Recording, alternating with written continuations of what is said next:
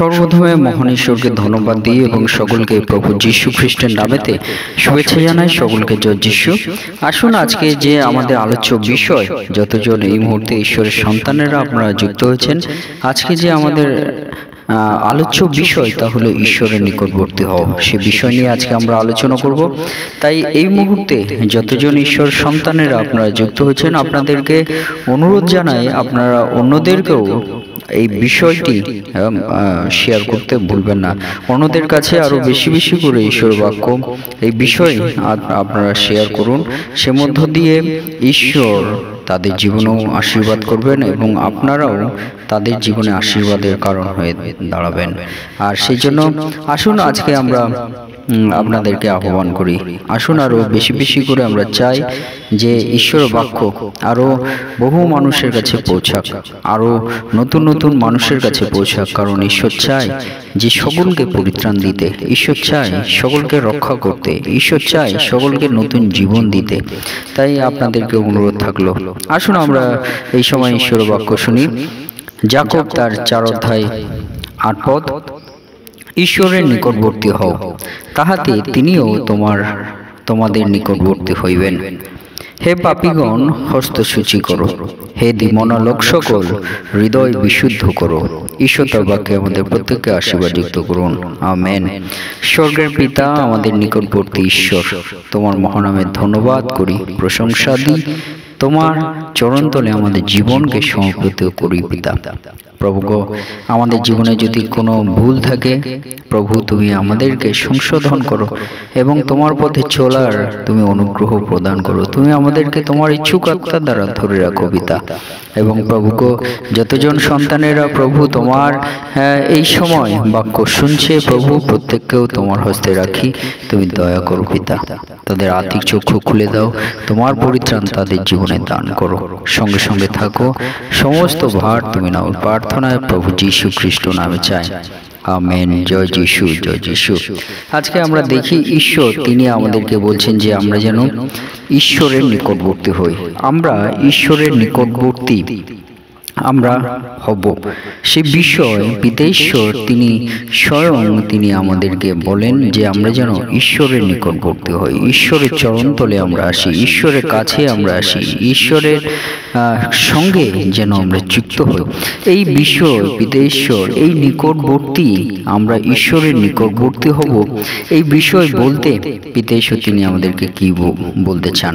আজকে আমরা যদি দেখি যে ঈশ্বরের নিকটবর্তী হও, এই নিকটবর্তী হওয়া কেন আমাদের দরকার আছে, এই নিকটবর্তী বলতে পিতা ঈশ্বর তিনি আমাদেরকে কি বলতে চান।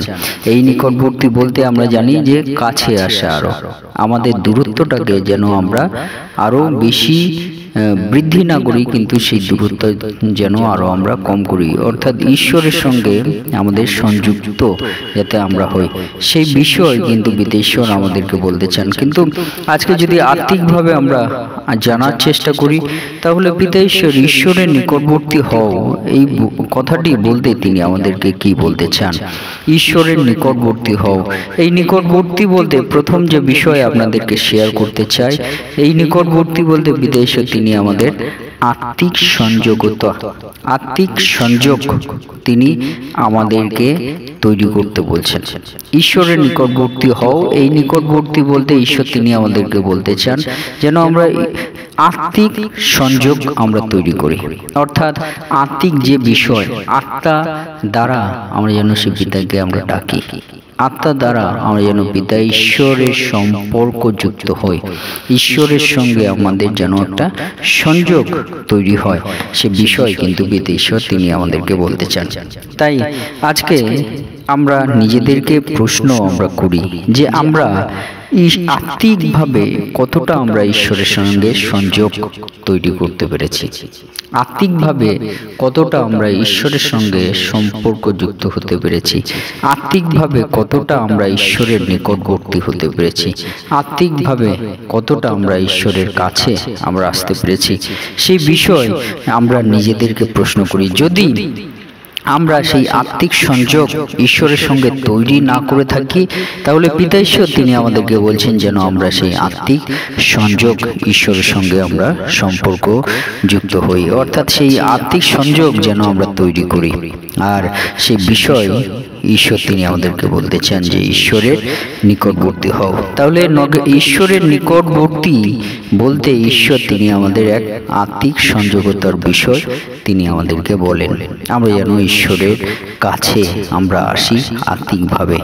এবং 2 নম্বর বিষয় আজকে আপনাদেরকে বলতে চাই, ঈশ্বরের নিকটবর্তী হও। ঈশ্বরের নিকটবর্তী হও, এই নিকটবর্তী বলতে পিতা ঈশ্বর তিনি আমাদেরকে কি বলতে চান? আমরা ঈশ্বরের কাছে আমরা আসি, আমরা ঈশ্বরের সঙ্গে আমাদের যে দূরত্ব সেটা আমরা কমিয়ে ফেলি, অর্থাৎ ঈশ্বরের সঙ্গে আমরা একটা নিকটবর্তী সম্পর্ক আমরা তৈরি করি। এই নিকটবর্তী বলতে পিতা ঈশ্বর তিনি আমাদের আত্মিকভাবে কি বলতে চান? তা হলো যে ঈশ্বরের উপর যেন আমরা আস্থা রাখি এবং বিশ্বাস আমরা রাখি। হালেলুয়া। আমরা যখন কোনো কিছুতে বিশ্বাস রাখি তখন আমরা কিন্তু তার নিকটে চলে আসি। আমরা যখন কোনো কিছুর উপর আস্থা বা ভরসা করি তখন আমরা তার নিকটবর্তী চলে আসি। পিতা ঈশ্বর তিনি চান যেন আমরা তার উপর ভরসা করি, তার সঙ্গে আমরা তার উপর যেন আমরা বিশ্বাস করি, তার উপর যেন আমরা নির্ভর করি। হালেলুয়া। অর্থাৎ ঈশ্বরের নিকটবর্তী হওয়া বলতে পিতা ঈশ্বর তিনি আমাদেরকে বলছেন যেন আমরা বিশ্বাস তার উপর রাখি, ঈশ্বরের উপর আমরা যেন ঈশ্বরের উপর আস্থা রাখি এবং আমরা যেন ঈশ্বরের উপর নির্ভরতা রাখি। হালেলুয়া। তাই নিকটবর্তী বলতে তাহলে পিতা ঈশ্বর তিনি আমাদেরকে কি বলতে চাইছেন আমরা মনে রাখি যে ঈশ্বর তিনি আমাদেরকে বলতে চাইছেন তার উপর যেন আমাদের আস্থা এবং বিশ্বাস তৈরি করি।